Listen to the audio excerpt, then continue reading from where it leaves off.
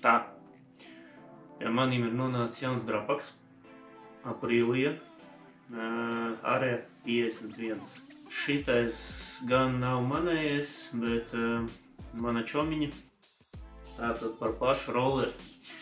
Agrāk šitie bija diezgan populāri, tika ražoti no 98. līdz 2002. gadam. Dizains viņam ir tāds interesants, nosaukuma arī Area 51, tas ir militārā bāze ASV, tāpēc viņš dizainiski izskatās tāds, tā kā, nezinu, kaut kāds kosmosa kuģis vai lidojušais šķīvīts, visas tās formas un viss tāds tika līdz vēja tunelī un viss tas dizains tika taisīts pēc vēja tuneļa un tur, lai būtu laba aerodinamika, kāpēc to vajag rollerim, kurš ir domāts braukt tur 45-50 km/h. Tā kā tā, interesanti īstenībā, jā. Un rāmis viņam ir pavisam savādāks nekā standarta rollerim. Parasti pierasts šitam nāk amīts nevis pret bloku kā parasti, bet ir iebūvēts vidū. Tā kā atcīt moci bišķīt, jā. Nu, un kas vēl, viņa nāk priekšā dakša. Nenāk ar 2 štokiem, bet tā saucamā one-arm dakša, kura pēc manām domām ir pilnīgs sūds. Braucās viņš bez tās dakšas, nezinu vispār.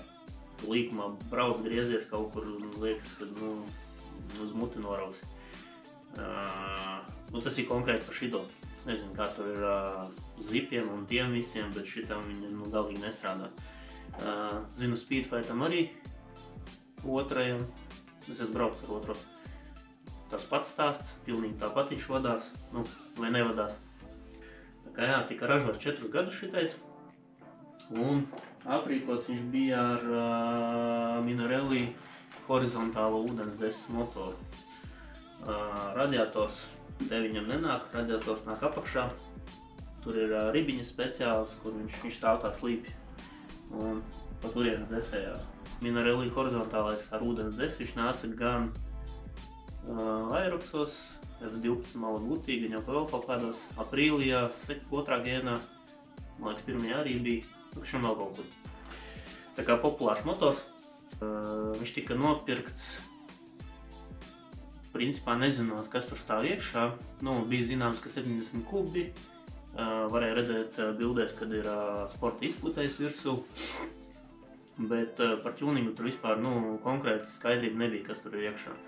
Tas, kas tirgoja viņu, arī neko nezināja. Viņš tikai rakstīja, ka jaudīgs, jā, un tā, kad iesācējiem tur nav ieteicams un tā. Draugs nopirka. Tad mājās atvedām viņu pie manīm, un tad es sāku skatīties, kas tur īsti stāv iekšā, jā. Un tika izpētīts tas, kad, principā viss tika salikts agrāk, kas viņu lika kopā, tad bija iesprints tieši uz Malosī, un viss tika salikts no Malosī. Tā vismaz izskatās. Tātad par setupu kloķeni, par kloķeni es vēl nezinu. Tas ir iekšā, tur nav jaukts ārā, nav zināms, kas par kloķeni, bet droši vien Malosī kloķeni būs. Tātad par kloķeni nezinu. Bet cilindrs ir MHR Team 2. Intakes vēl vārstu es nezinu, arī neesmu ņēmis nost, skatījies, kas tur ir. Stock kolektors, 21. Devorto karbīts, stock filtra kaste,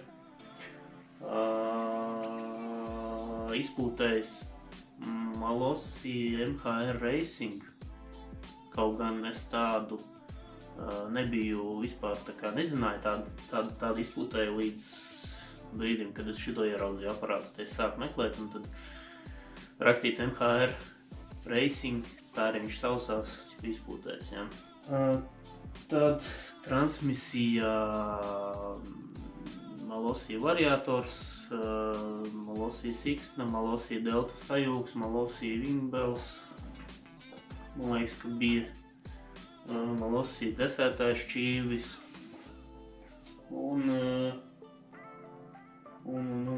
jā, pats galvenais tas, kad bija virsū celētrā aizdedzības, tā kā, pa lielam viss no Malosī. Viņš atrasts mājās, Un ir tā, ka ļoti stūdīgi gāja. Pārdevējs viņš teica, ka viņš esot bijis servisā, aizvests Liepājā kaut kādā servisā vai kur tur esot saregulēts karburators un tagad viņš ejot. Iepriekš vispār neesot braucis. Es ar viņu izbraucu, bija tur tā, viņš gāja tikai un vienīgi pilnā ručkā.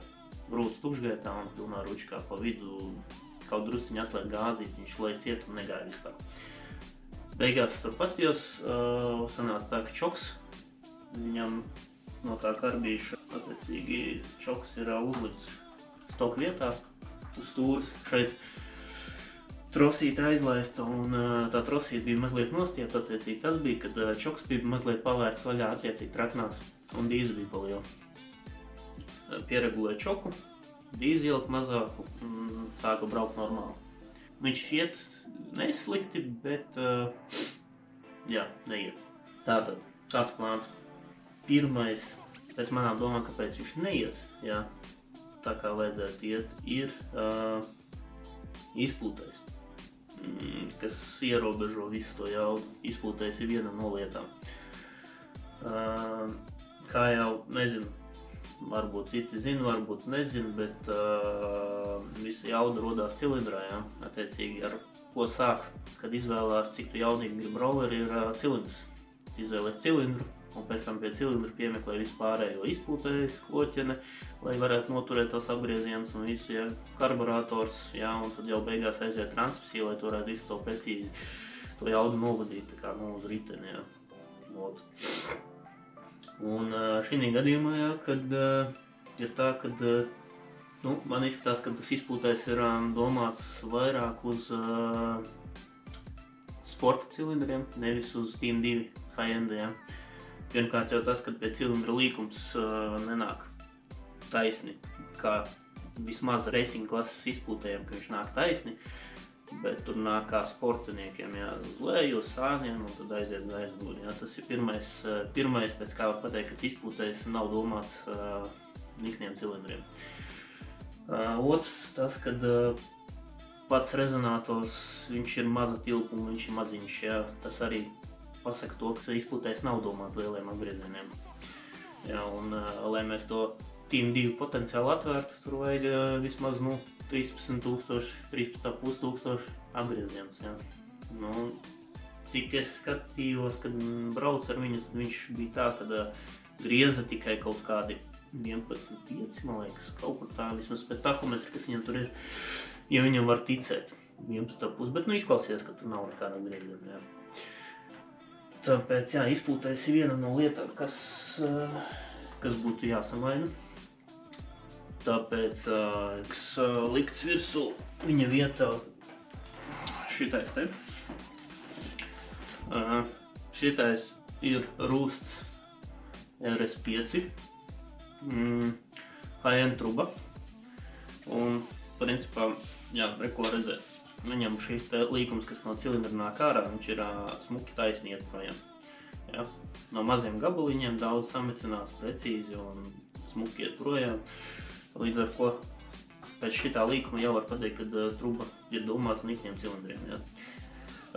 Tur tas līkums nāk uz leju, tad viņš pagriežās, tad atkal pagriežās. Attiecīgi tas viss tas līkums ir diezgan garš, viņš ir tā teikšu.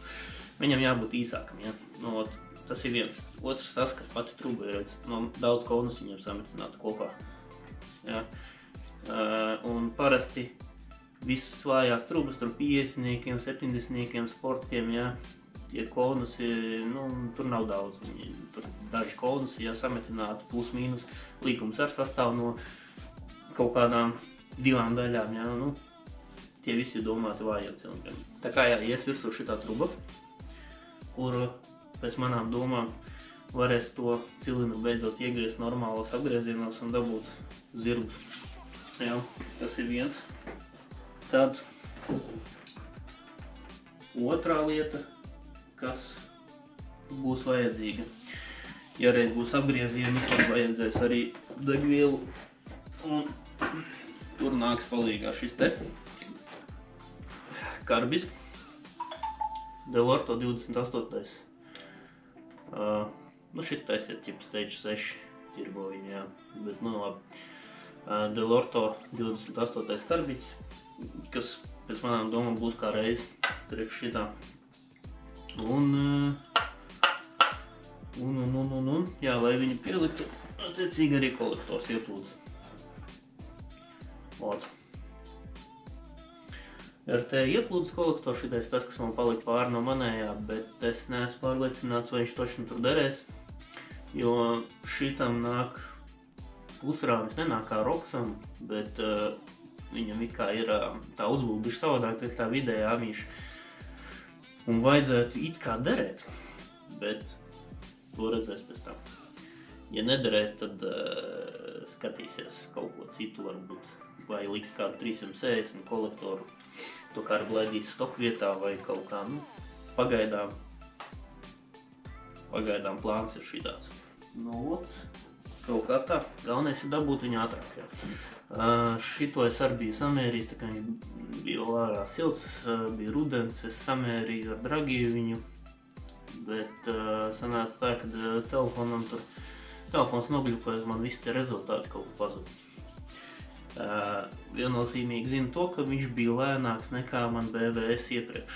Attiecīgi BVS 200 metros brauca 11.25, un šitais brauca, es atceros, ka točni bija 12 sekundi. 12.1, man liekas, kaut ko tā bija.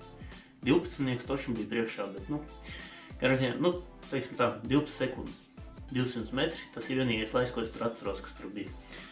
Un tad tās 12 sekundes vajag pārsist. Nu, vismaz to pēc tā vadīšos, kad, nu, viņš paliek ātrāks. Ja viņš spēs pārsist man iepriekšējos BVS laikus, ja, tad, kuri man ir, nu, tad vispār čotku būs. Bet būs grūtāks, jo viņš ir diezgan smags.